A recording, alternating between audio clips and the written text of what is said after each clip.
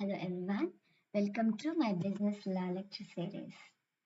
I hope you remember our previous classes on free consent and coercion, the third concept for a valid contract. Of course, we learned coercion, threatening to commit some act which is forbidden by IPL. If coercion is there, then we cannot consider it as a free consent. Free consent means the acceptance in a free manner. Acceptance comes from the parties to consent in a free manner.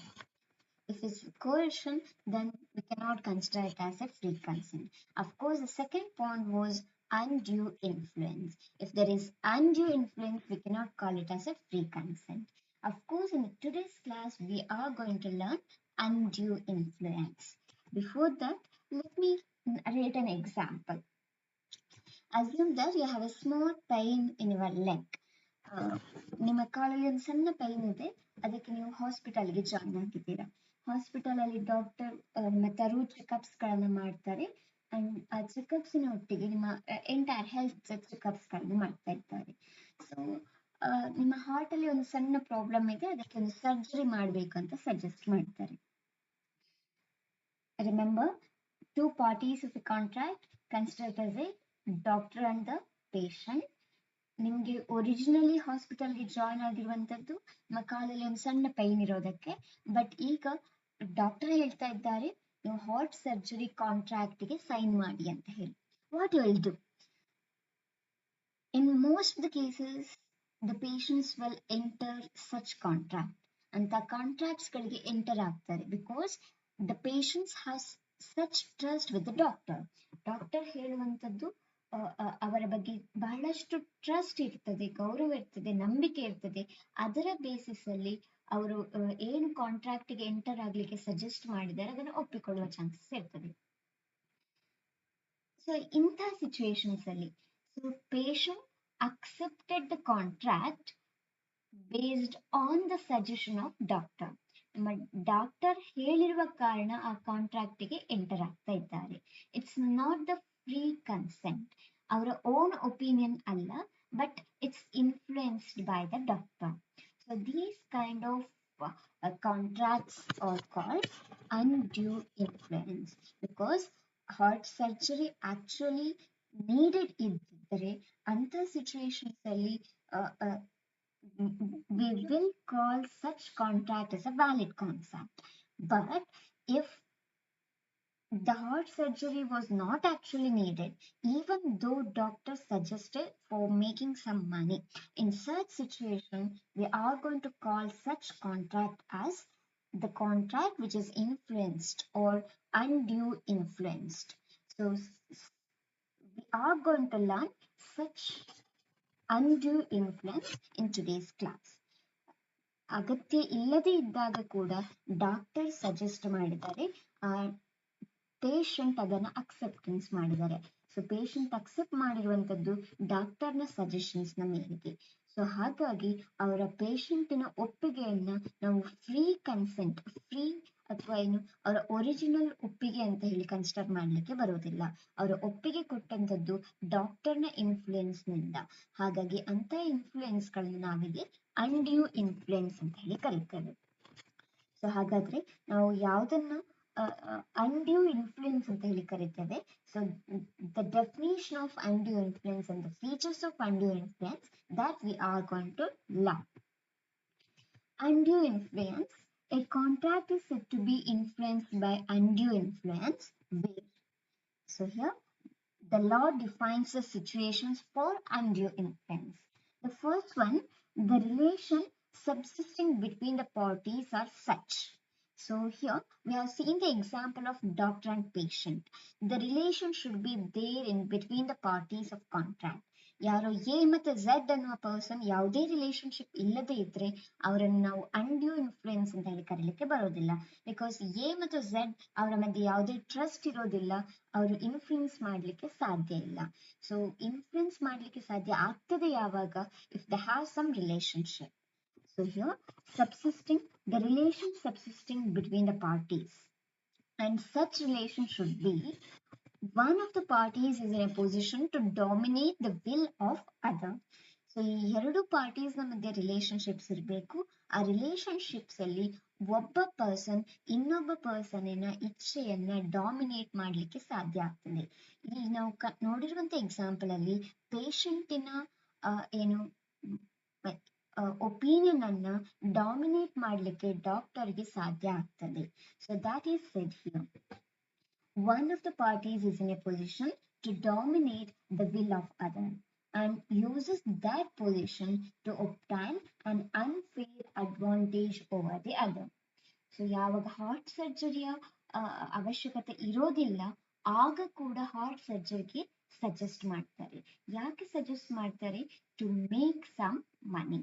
So to make some money is an unfair advantage. To make some unfair advantage, to get some unfair advantage, doctor suggested. So for this, here we can find out dominating the will of other with the intention of obtaining an unfair advantage over the other. So that is the major thing for undue influence.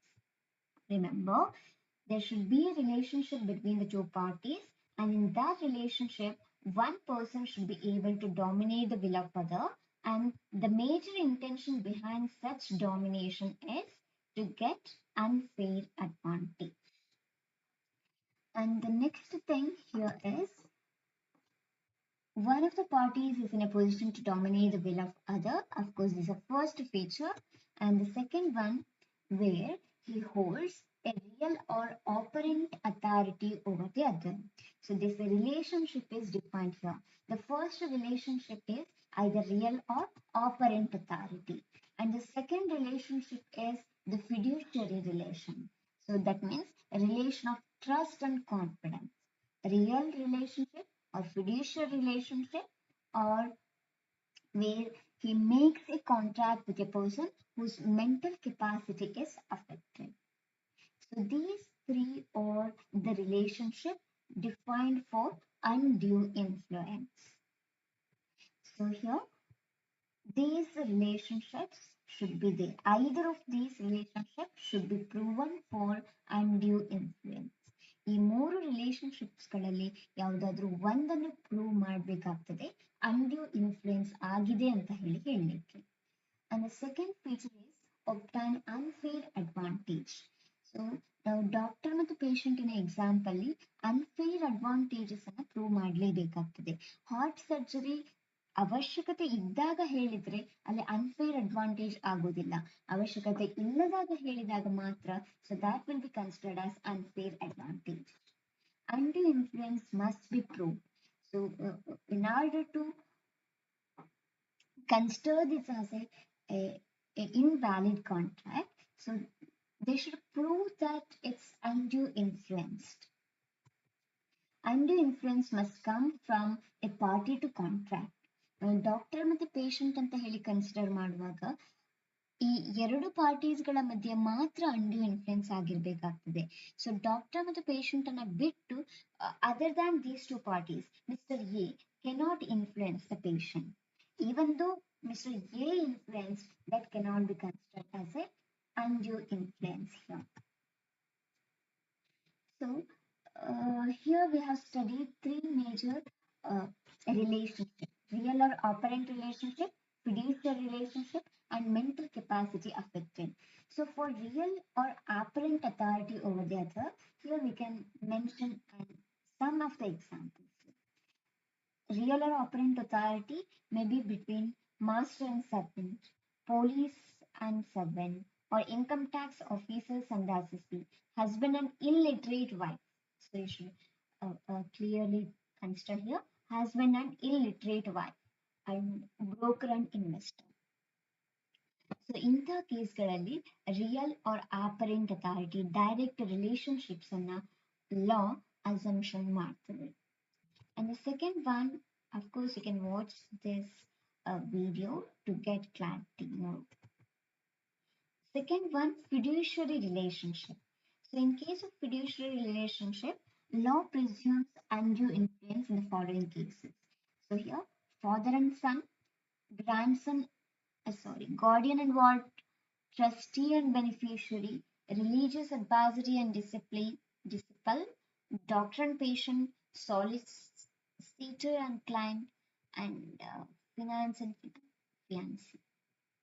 So in all these situations, law presumes, law assumption ಅನ್ನು ಮಾಡ್ಕೊಳ್ತದೆ, relationships ಇರ್ತದೆ ಅಂತ ಹೇಳಿ. And there are some other cases wherein which law will not assume, law will not presume undue influence. So here you can get debtor and creditor, landlord and tenant, mother and daughter, husband and wife, guardian, grandson and grandfather. So ಇಂಥ situations ಅಲ್ಲಿ influence ಇದೆ ಅಂತ ಹೇಳಿ ಲಾ assumptions ಅನ್ನ ಮಾಡ್ಕೊಳ್ಳಿಕ್ಕೆ ಸಾಧ್ಯ ಇಲ್ಲ. Very clear regarding these two concept. ಫಿಡ್ಯೂಷರಿ relationship, father and son, there can be an influence of father for his son, but grandfather and grandson, there is no such influence. Presumption, law will not presume influence ಇರ್ತದೆ ಅಂತ ಹೇಳಿ law assumption ಮಾಡ್ಕೊಳ್ಳೋದಿಲ್ಲ. Father and son they can have influence or law assumes that there is an influence, but mother and daughter law will not assume such relationship. So that is the specialty of law. And the third one, mental capacity affected. So here you can find the examples for mental capacity affected person: an old and illiterate lady, person suffering from serious illness, a poor widow. So ಈ ಮೂರು ಕೇಸ್ಗಳಲ್ಲಿ ನಾವು ಎಕ್ಸಾಂಪಲ್ಸ್ಗಳಲ್ಲಿ ಈ ಮೂರು ಪರ್ಸನ್ಸ್ಗಳನ್ನ ಯಾರು ಬೇಕಿದ್ರೂ ತುಂಬಾ ಈಸಿಯಾಗಿ influence ಮಾಡುವಂತ ಕೆಪಾಸಿಟಿ ಇರ್ತದೆ ಅಂತ ಹೇಳಿ ಲಾ ಅಸಂಪ್ಷನ್ಸ್ ಮಾಡ್ತದೆ. ಓಲ್ಡ್ ಇಲ್ಲಿಟ್ರೇಟ್ ಲೇಡಿ, ಅವರನ್ನ ಇನ್ಫ್ಲುಯೆನ್ಸ್ ಮಾಡಿ ಕಾಂಟ್ರಾಕ್ಟ್ಗೆ ಎಂಟರ್ ಆಗೋ ಹಾಗೆ ಮಾಡಬಹುದಾದಂತ ಸಾಧ್ಯತೆ ಇರ್ತದೆ. ಅಥವಾ ಸೀರಿಯಸ್ ಇಲ್ನೆಸ್ ಇರುವಂತ ಸಿಚುವೇಶನ್ಸ್ ಅಲ್ಲಿ ಅವರಿಗೆ ಇನ್ಫ್ಲುಯೆನ್ಸ್ ಮಾಡುವ ಚಾನ್ಸಸ್ ಇರ್ತದೆ. ಅಥವಾ ಪೂರ್ ವಿಡೋ, ಅವರನ್ನು ಕೂಡ ಇನ್ಫ್ಲುಯೆನ್ಸ್ ಮಾಡುವ ಚಾನ್ಸಸ್ ಇರ್ತದೆ ಅಂತ ಹೇಳಿ ಲಾ assumptions ಮಾಡ್ಕೊಳ್ತದೆ. Of course, I hope you can recall all the concepts related to undue influence. In today's class, we have learnt the definitions of undue influence and the features of undue influence. Thank you for watching. Take care and happy learning. And of course, we have completed two concepts for free consent. The first one, coercion, and second one, undue influence. And in the next class, we are going to continue with the rest of the things: fraud, misrepresentations, and mistake.